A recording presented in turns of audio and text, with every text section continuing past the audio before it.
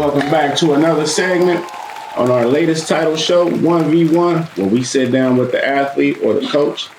Today we have a very special guest, Ms. Jalisa Knowles from Shroder High School in Cincinnati, Ohio. How you doing today, Jalisa? I'm good. How are you? I'm pretty good. So, I want to jump right into it. First of all, I want to give you flowers. Grew up with your father. Was blessed to be able to get some advice from him on the court myself. So, to be able to see you growing and turn into the player that you're becoming is special and amazing in many ways. So I want to give you your flowers first, especially the state women's basketball is in right now. I think it's important somebody shine that light. And so we want to start off by giving you your flowers. Thank you. And we know you got a big game tomorrow. Yeah. All-star game. Won it all last year, 3-point. Yes. Right? So I had this towards the back end of the interview. I'm going to jump straight into it. Okay. Who you worried about in the competition? I'm not going to say it like that, but I'm not really worried. It wasn't no big competition except the person I found with because we tied in the first round. And her name's Janai. She's from Aiken. But I feel like I'm more of a consistent shooter than anybody I've seen, really. And they might have improved from last year, but I'm not really worried. I just want to play my game. That's what's up. That mental approach, I feel like, is important. So tell me a little bit about last year's experience. Was it fun for you?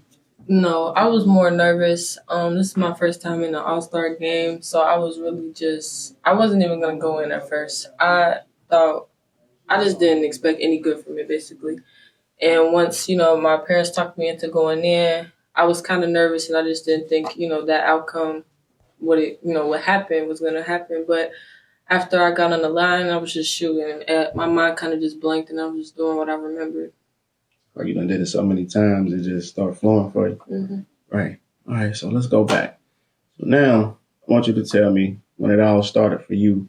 So the first time, obviously, you don't remember when you picked up a basketball, but what's the first time when it started clicking for you? Like, hey, this is the sport I want to be a part of. This is what I really want to do. So in 7th grade, I started playing basketball. I didn't really take it serious, but I did find it was something fun to do. And then by my 8th grade year, COVID had hit, and it was nobody really doing like basketball at the time because of contact and all that stuff. So I ended up not really getting back into basketball to my 11th grade year when I got to Shroder. And I joined the team late after I transferred, and I had been training with my dad that past year. So that's really when I started taking it serious. Okay. So can you, off the top of your head, give me your most memorable moment in your high school career? It'll probably be from this year, my game against Aiken at their home. I had about 26 points, and I'll say it was my most fluent game. Like, I was very confident in my shot. I have like issues with my confidence at times, so it affects my performance. But I feel like that game, I was the most like focused on what I had to do. My coach said, go out, shoot this, and I did. And I was making almost every shot I took. So that's probably my most memorable game from this season. Okay, so when you say focus and confidence, can you just explain for the viewers or the listeners, or maybe just basketball players that might watch this, how important it is in detail for focus, discipline, and all those types of things just to be there for the basketball players' mind? It's very important. I feel like sometimes I used to just go out there and my mind would blank. I didn't know how to focus on what I was doing. Sometimes I was just in the game in the moment. But when you really focus, you can go and get into your game and what you can do. I feel like I controlled what my game was like more, and I just can, assert what I need to do into my game too. Like I'm not even a, point guard. I'm a shooting guard, but I create plays for my teammates at times, even just passing the ball. Sometimes when my point guard needed help, when you focus, you can just open more things in the game that weren't there before. Yeah, I heard what she said as far as the focus and the mental side of the game. I feel like that's very important. That's something that's missing in the game today. So if you're watching this, you might want to tap into what she just stated. Another thing I wanted to kind of bounce around and ask you. So if you had to pick or name a top 3 colleges, right, in the nation, so in your mind, just place that these universities might watch this. Okay, so what would those 3 universities be?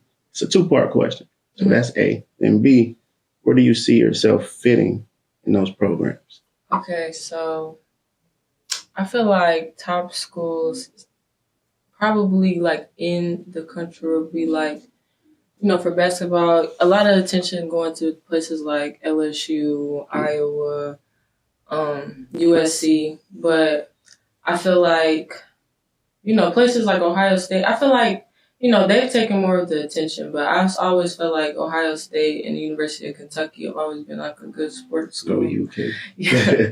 But for the second part of the question, I feel like I would fit more in with, like I said, like closer to home, Ohio State and University of Kentucky, just because I feel like they're getting more attention now too, just not even just by the girls basketball, but like, the name in general. It's always been like a good school, but like people like Rob Dillingham going to the University of Kentucky brought more attention. Yeah, it's been way bigger. So I feel like places like that are getting more attention. I feel like I could fit in. I think that's dope.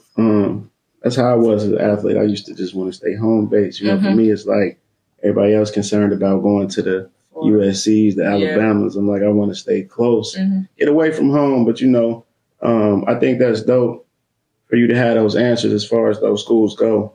Keep that mindset for sure moving forward.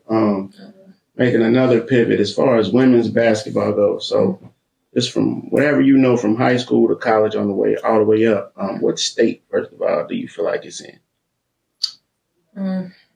I feel like it's fluctuated a lot. Like I said, LSU definitely with Flage and Angel Reese, they just, it's like, they got the emotion in the game now. Everybody's finally seeing it for what it is. So I definitely feel like, Iowa with Caitlin Clark, she definitely has a lot of people watching her. But I feel like a lot of people have shifted towards, like I said, LSU because not only are they, black and they're just, doing what they're supposed to do in their game. Like, I feel like it's brought way more attention there. I feel like LSU turned the culture up. Yeah, but like this year, like this going on right now, for some reason I got a vibe like they getting slept on. And South Carolina. Yeah, and I'm like, I don't know, maybe we just have to let the days go on. Is that who you going with? Who you got winning it all? Well, first give me what's the Final Four gonna look like? So give me. I feel like USC, Iowa, probably UConn, because Paige, she just dropped like 50 points the other day. UConn, and I have to say, what did I just say? South Carolina, yeah, for sure. Because they beat LSU. LSU took it out last year, but they're not looking as great as it was last year. Yeah. Maybe that's what it is when I say they've been getting slept on. Yeah, they just might be a little more tense than last season. Yeah. I think I pretty much agree with your Final Four. I just want to see exciting. So I want to see the girl from Iowa. I want to see her with the girl from UConn. Yep. I want to personally see Angel Reese in a minute. So that's probably like a biased type of, pick. And then who else I want to see? I wanted to see Juju Watkins. Oh, USC. Oh, yeah, Juju Watkins. I got to see her. So what's her game? So what is she, 2 guard? Or is she, they got her? Yeah, I got to check her out because they said she unstoppable. All of them unstoppable. I just want to see them matched up. Yeah. That's what it's about at that moment.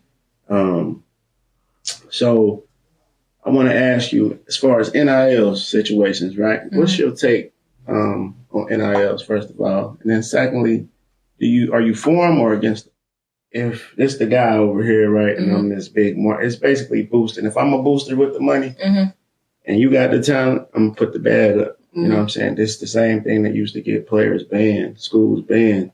But like now it's like legal. But I guess from an athlete perspective at your age, it's probably like, do you look at it like, okay, I would want this because maybe my family's in need. I could change my family situation. Or shoot, it's because I want M's in my bank account. You know what I mean? Or do you take the approach like this is wrong? I know a lot of OGs look at the youngins that's getting them like once they get the money, the focus is gone.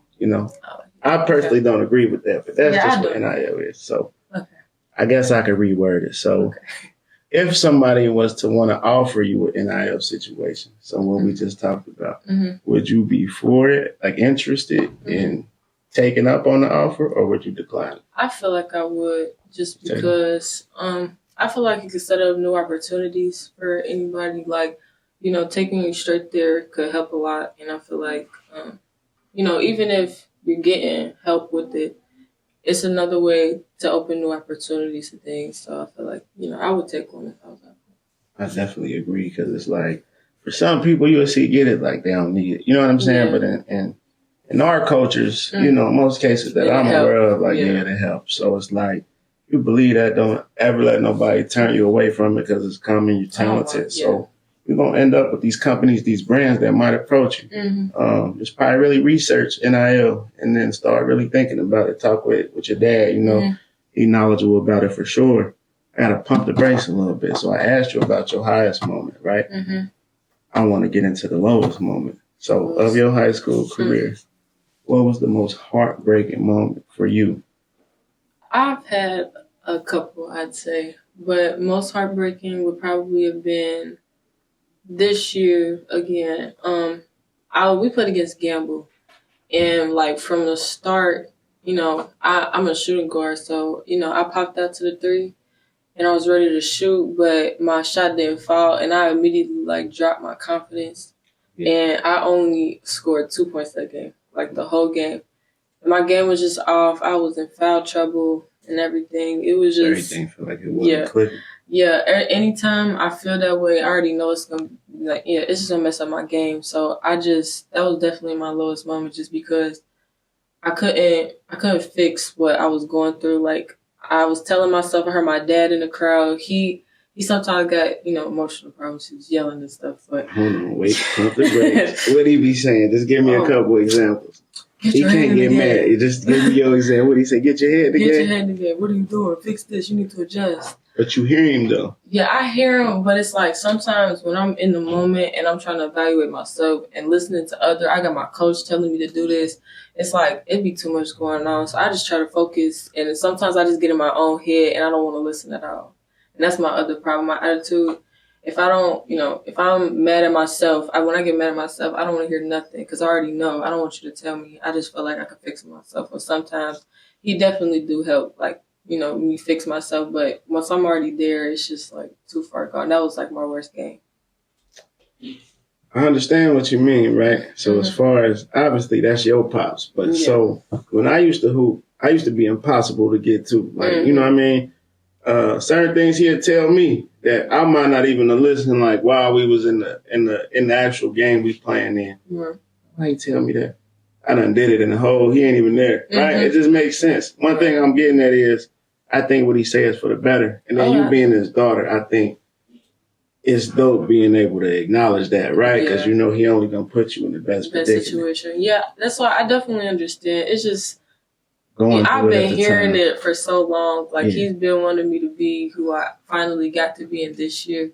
So, I've always been trying to live up to his expectations. And sometimes when I just get in my head, it's just no way to get me out. But I know he definitely wants me in the best situation possible. And what he's saying just will help me.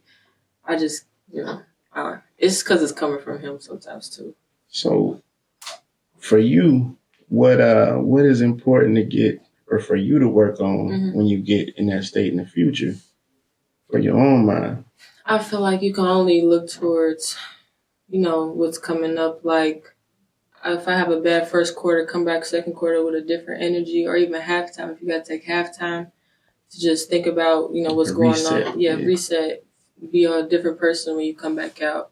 Because I've had times where I've had a bad first half and I come back out the second half way better player. Yeah. So you just got to want better for the rest of your game. That's dope. That's dope. So I want to ask you, if you had, first off, do you feel like, and since we ain't gonna talk Cincinnati, let's do Ohio. Do you feel like you slept on? I do feel like I am, but at the same time, I feel like like I said, I didn't start back to basketball till 11th grade. So like, I feel like I'm getting my attention for sure. Like, it was an article about the 3-point contest coming up, and they mentioned that I've won last year on the news. Yeah, thank you. I feel like I'm definitely getting attention, and I'm used for a lot of posters and flyers for the. Yeah, I just was telling your dad. I was seeing you on a couple different pages. That's what's up. Yeah, I feel like I'm definitely getting more attention now, but I still feel like I'm slept on just because Shroder didn't get a lot of looks this year. I don't feel like nobody's really seeing me like in my game or even my best games, but I do feel like I'm going to get more attention. So I could be getting less slept on. So. Okay, well, I'm going to do whatever I can do. I know the news is a dope platform. I got some people I'm connected to on the music side, news-wise, radio people. Whatever we can do to help, because I believe in you. I seen the footage, the highlights. I ain't get to come to an actual game, but tomorrow I'm going to be there.